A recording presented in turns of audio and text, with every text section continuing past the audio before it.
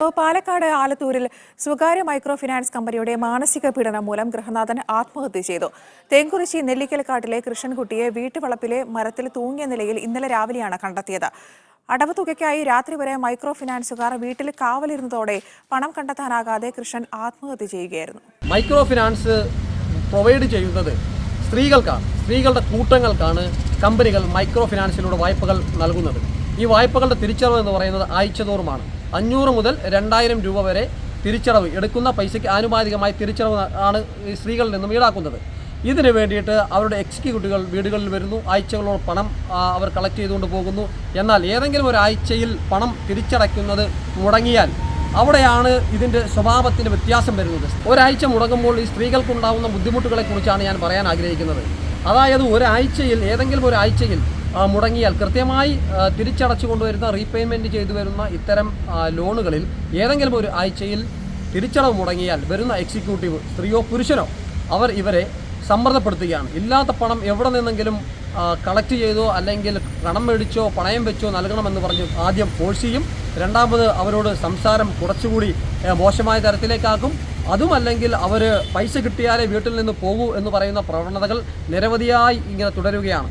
നിരവധി ആളുകൾ ഇതുമായി എന്നെ സമീപിക്കാറുണ്ട്. നിരവധി വിഷയത്തെ ഞാൻ ഇടപെട്ട് പരിഹരിക്കുകയും ചെയ്തിട്ടുണ്ട്.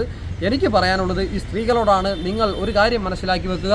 നിങ്ങൾ എടുത്തിരിക്കുന്ന പണം നിങ്ങൾ തിരിച്ചടയ്ക്കേണ്ടത് തന്നെയാണ്.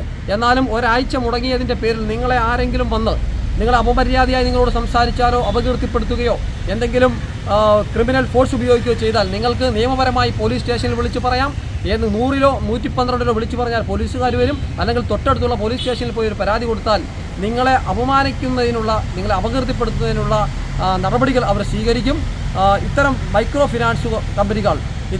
ഫിനാൻസ് കമ്പനികൾക്ക് വേണ്ടുന്ന രേഖകൾ കൊടുത്തതിന് ശേഷമാണ് നമ്മൾ ലോണുകൾ എടുക്കുന്നത്. ലോണുകൾ തിരിച്ചടയ്ക്കാനുള്ളത് തന്നെയാണ്. എന്നാലും ചില സമയങ്ങളിൽ മനുഷ്യൻ്റെ സാമ്പത്തികാവസ്ഥ ബുദ്ധിമുട്ടുള്ള സമയങ്ങളിൽ ഇളവുകൾ അനുവദിക്കാറുണ്ട്. അങ്ങനെ ഒരാഴ്ചത്തെ മുടങ്ങിയാൽ അടുത്ത ആഴ്ച ചേർത്തടയ്ക്കുകയോ അല്ലെങ്കിൽ 2 ആഴ്ച മുടങ്ങിയാൽ 3-ാമത്തെ ആഴ്ച ചേർത്തടയ്ക്കുകയോ അല്ലെങ്കിൽ അതിന് പലിശ ഉൾപ്പെടെ കൊടുക്കുകയോ ചെയ്യുന്നത് കസ്റ്റമറാണ്. അങ്ങനെ കസ്റ്റമർ കൊടുത്തില്ലെങ്കിൽ നിയമപരമായിട്ട് ആ കസ്റ്റമറുടെ കയ്യിൽ നിന്നും പണം പലിശ ഉൾപ്പെടെ തിരിച്ചു പിടിക്കുവാനുള്ള അവകാശം കമ്പനികൾക്കുണ്ട്. പക്ഷേ ഒരു കമ്പനിക്കും അല്ലെങ്കിൽ ഒരു കമ്പനിയുടെ ഏജൻറ്റ്, സ്ത്രീയായാലും പുരുഷനായാലും, സ്ത്രീകളുടെ വീട്ടിൽ വന്ന് പണം തിരികെ കിട്ടാത്തതിൻ്റെ പേരിൽ അവരെ ബുദ്ധിമുട്ടിക്കാനോ അവരെ അപമര്യാദയെ അവരോട് പെരുമാറാനോ അവരെ അപകീർത്തിപ്പെടുത്താനോ അവരോട് തെറി വിളിക്കുവാനോ അവരെ വീട്ടിൽ രാത്രി വരെ നിൽക്കുവാനോ ഉള്ള അവകാശമില്ല. അതുമല്ല, സന്ധ്യ സമയം കഴിഞ്ഞാൽ ഇത്തരം പിരിവുകളൊന്നും തന്നെ സ്ത്രീകൾ മാത്രം താമസിക്കുന്ന വീട്ടിലേക്ക് പുരുഷന്മാർ കടന്നു ചെല്ലാൻ പാടില്ല.